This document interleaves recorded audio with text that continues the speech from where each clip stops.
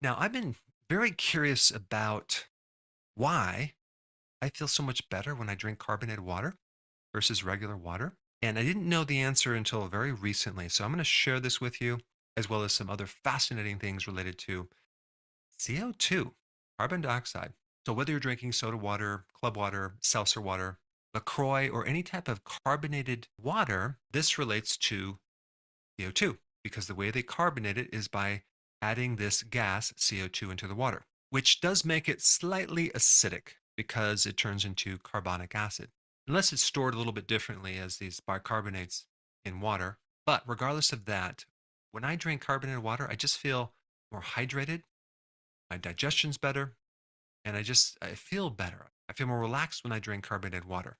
So if you happen to see some other videos related to carbon dioxide, I mentioned this one effect called the Bohr effect, Bohr. That is a condition that relates to CO2. In other words, for oxygen to be absorbed into your cells, into the tissues, it takes CO2, which is very counterintuitive. You would think, logically, if you got more air, okay, less CO2, you would have more oxygen, but that's not true. It takes that CO2 to slightly adjust the pH and drop it a little bit and make it slightly more acidic to allow the oxygen to be released. And this is why if you hyperventilate in a panic attack, you're getting too much O2 and not enough CO2, and you can't breathe, right? And then you start breathing in a paper bag and you get more CO2, and now you can breathe. In fact, you can actually create a hypoxic state. That is a state of lowered oxygen by depriving the tissues of CO2, which is very interesting. Because normally you would think hypoxia, low oxygen, means too much CO2, which can occur, but you can also create that same situation with not enough CO2.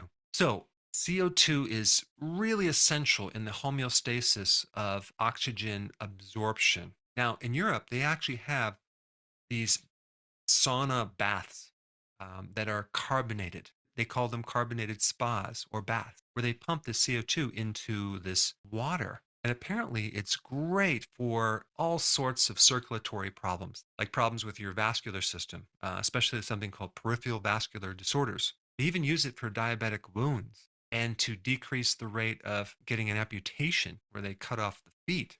I mean, it can actually improve that by increasing microvascular circulation. So basically, CO2 increases blood flow. It's even used as a therapy after someone gets a stroke and they have this hypoxic, low oxygen state because the CO2 helps that oxygen go deep into the cells. Now, I could not find any research on drinking carbonated water, okay, in that relating to an improved health. But I have found parallel research on all the things I'm talking about, and I'll include that down below. And one study I found there was a significant increase in the parasympathetic nervous system activation by increasing CO2.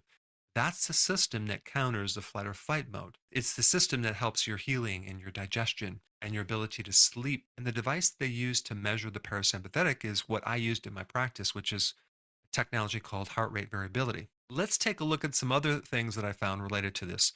If you take a normal cell inside and then you take a cancer cell and we look at the pH of each one, the cancer cell actually is more alkaline. Now, the outside of the cell more acidic because of all the byproducts from lactic acid, things like that. But the inside of the cell is more alkaline than a normal cell, which is very interesting, especially as it relates to CO2. And I couldn't find any information on this, but think about this. When you deprive the tissue of CO2, you actually can develop alkalosis. That is a state of being too alkaline. So without that CO2 turning into carbonic acid, you can develop an overly alkaline state. And then I wanted to figure out, is there any relationship or any significant improvement in shrinking tumors or stopping the spread of cancer by increasing CO2? And I found a bunch of research, which is also very interesting, which I'll include down below. So apparently, CO2 is a significant, potent anti tumor gas. It has the ability to inhibit metastasis, which is interesting, as well as inducing apoptosis, which causes the cancer cells to commit suicide. It also inhibits this very interesting gene that's involved in this switching mechanism between a normal cell and it turning into cancer. That gene is called HIF alpha, which is involved in hypoxia. Now, this probably doesn't make sense unless you understand that CO2 allows oxygen to go into the tissues. And as bad as hypoxia is, it can be created by a lowered amount of CO2, as well as lowered oxygen levels. But also, there's this CO2 connection that is very interesting. I had this thing in my mind where if we just flood the body with oxygen, right, we'll be able to kill the cancer and we could prevent cancer.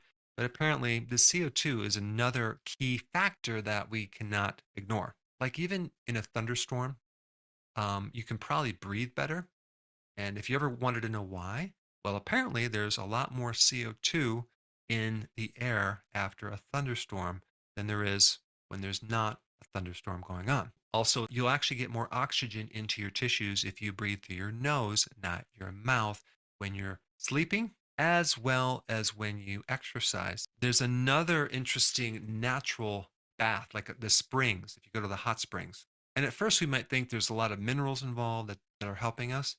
But guess what? There's a significant amount of CO2 in hot springs, which could be the reason why you feel better and you're more relaxed. Now, they're even using CO2 in various creams for hydration to your skin and better circulation and blood flow, which is another interesting piece of this puzzle. And the last point about the CO2 is that CO2 apparently is a potent anti inflammatory. So I just wanted to increase your awareness on the CO2, this carbon dioxide thing, as well as carbonated water. And this could be the reason, which I think it is, of why you may feel better if you consume more carbonated water. And what I have is I have a little carbonated machine that makes my water carbonated. So I take my spring water and I carbonate it, and that's what I drink. But since we're on the topic of water, if you haven't seen this video, I think you should watch it. There's definitely more information to be known about water. And I put it up right here.